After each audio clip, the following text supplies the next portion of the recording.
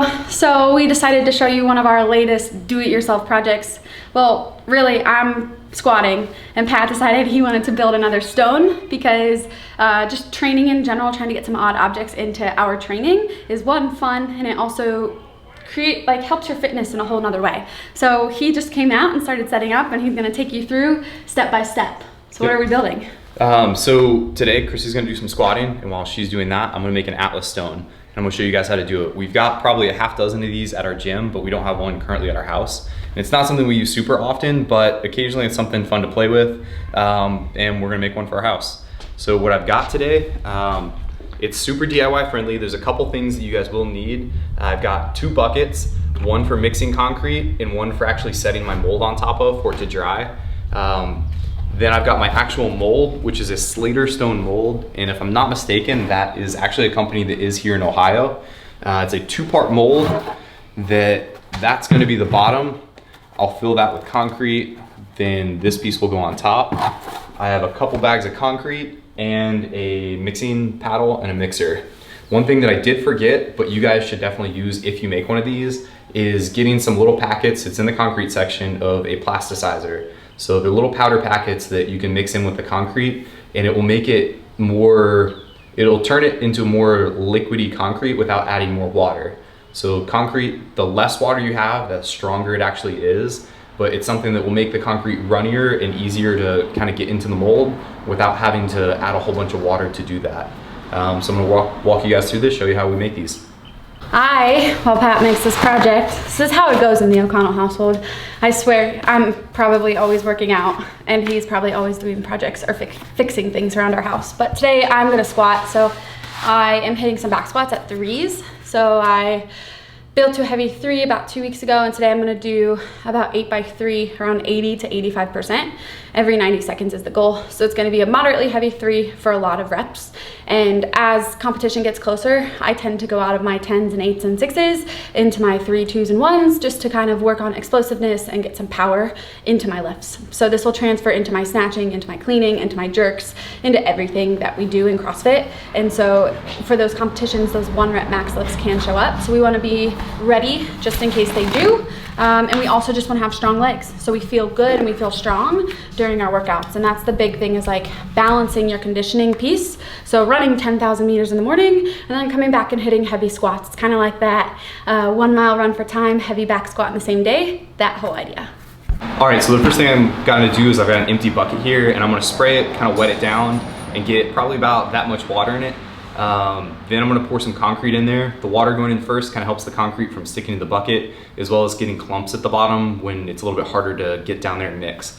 So first thing I'm gonna do, just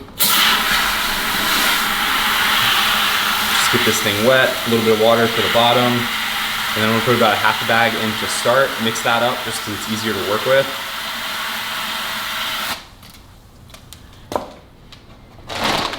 Try not to get a bunch of dust in my face. And I've got a corded mixer, so I'm just gonna start mixing this stuff up a little bit. So definitely err on the side of mixing more rather than less. And what we're looking for as far as texture is like a soft serve ice cream. So we definitely don't want it too runny. That means we've just got too much water, and too dry is just not gonna stick together very well, and you're gonna have a very porous stone. So I've got this in here. This again is a Slater stone, and they come in a bunch of different sizes. This one is the 16-inch and should come out to about 170, 175 pounds.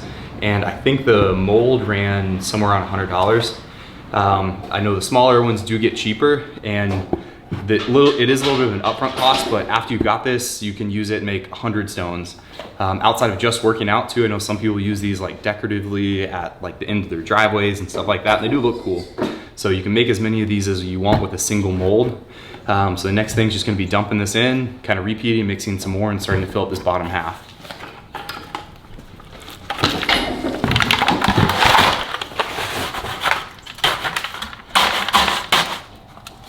All right, so I've got my bottom half filled up, and now I've got to put my top half on. And we have this little strap here that overlaps the bottom, so it does connect, but there's no locking mechanism. So you do have to tape these two together so that when it fills up, it doesn't have any potential to kind of come apart or separate. And this just kind of keeps it in the shape of a circle as well. So I'm gonna tape this thing up and then I'm gonna fill the top with concrete. Now I've got this thing taped up, I'm ready to fill the top half. I do have to mix it, or you will as well, a little bit thinner, meaning runnier, to get it inside here. Unfortunately, there's just not a great way to do that, so I added a little bit more water to where it will pour in instead of being as clumpy as the bottom half was. And there's not really a great way of avoiding the fact that this is kind of a mess. It just kind of is what it is.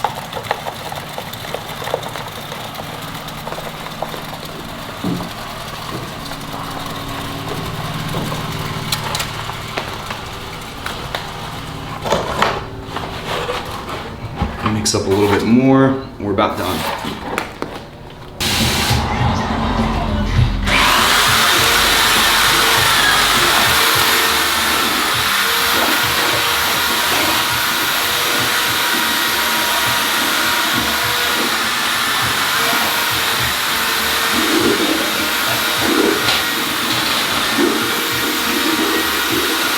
I am on set 3 of 8 and I'm closer to my lower percentage, so I'm closer to 80%. I was hoping to be closer to 85, but my legs just say no, and it's okay. So I'm just focusing on trying to be snappy, get used to the volume of this weight on my back, and feels pretty good. It's also fun to be out here squatting while he's doing projects.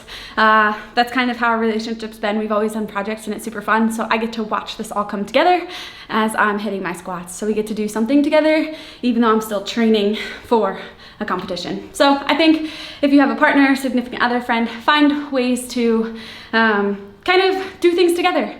It's more fun that way. All right, so I've about got this thing topped off. There's a couple things you want to make sure you do though. Anytime there's concrete, we want to be sure that it's settled and as compact as it possibly can be. So this is overflowing a little bit right now, and a mess is just kind of expected. But I'm going to take my hammer and just see if I can fill any voids, air pockets anywhere that this can just kind of compress and get tighter. So that's already settling. I'm just gonna pop this back on top, and overflowing this a little bit would actually be a good idea, because as it shrinks or as it dries, it will shrink. So for it to be as round as possible, it's a little bit helpful if that kind of bubbles over on top. If you make it flush, when you take it out, it's gonna have a little bit of indentation. Not that that's the end of the world, but just to keep that in mind. So we're just about done with this one. We're gonna let this thing sit up and dry. Side note on this as well, if you guys make a mess like this, which you probably will, it is way easier to clean up now when it's wet, just taking a wet rag, wiping it off your mold. If it dries, it's gonna be a pain in the butt and it's a lot harder to clean off. So clean up after yourself now, it'll make it a lot easier in the future. All right guys, so first of all, Chrissy's the one working out, but I'm sweating like a dog. It's hot here in Columbus today. While that other stone dries up, we've actually got another one that I made about 2 weeks ago. We've got a few different molds and a few different sizes. So this one's been sitting for about 2 weeks to dry. And you can see on the top that it does shrink. I can actually stick my finger in between the plastic and the stone here, so that when the water evaporates, it does get smaller and it will shrink. This one did a pretty good job staying nice and round, so there's not really too much of an indentation. But I'm gonna peel some tape off here. Let's see what this thing looks like. Sometimes you gotta bust the seams loose a little bit.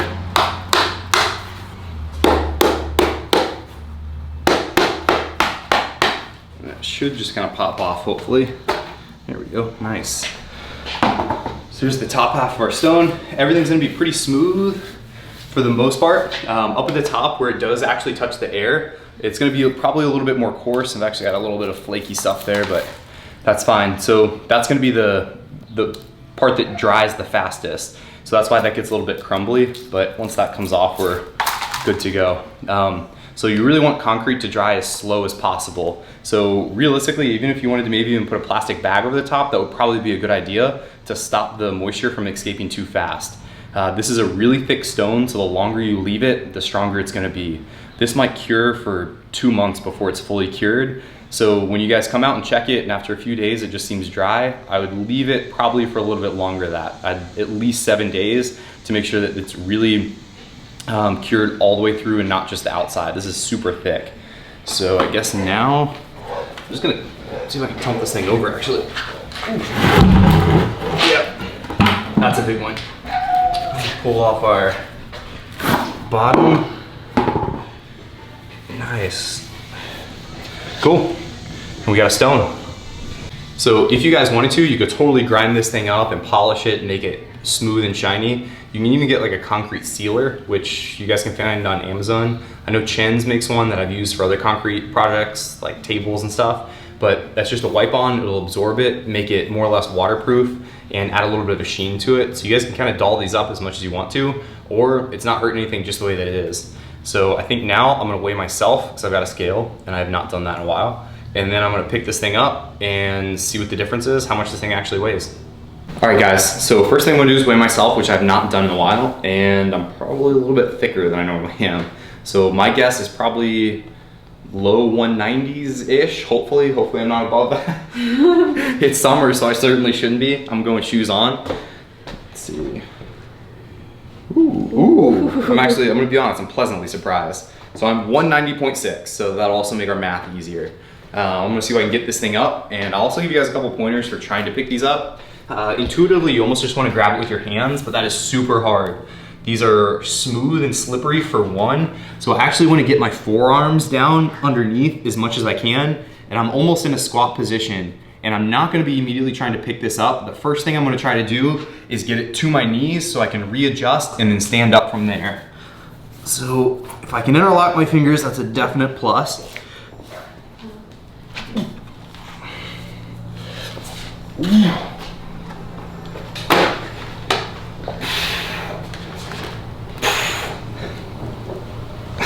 What do we got? It's not stopping. The scale's not working.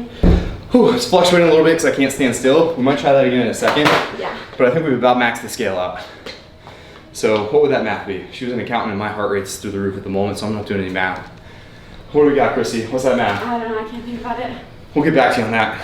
All right guys, so we did a quick reweigh, tried that again, and I think we've actually maxed our scale out, which is probably a good thing, but that puts this thing right around 170-ish, maybe a little bit above or below that. It's pretty hard to get an accurate number maxing that thing out. But something else to keep in mind, I know like gym equipment's still pretty much sold out everywhere, and I highly doubt that those molds are. So it could be a good time to kind of grab one of those, mix up your training a little bit, and at least get something in. They're great for holds, carries. You can go to your shoulder. We've got some drop mats that we can pick this up, go to our shoulder, drop it down on the mat so that we're not busting the floor or potentially the ball. But it should be something fun and something to mix up your guys' training.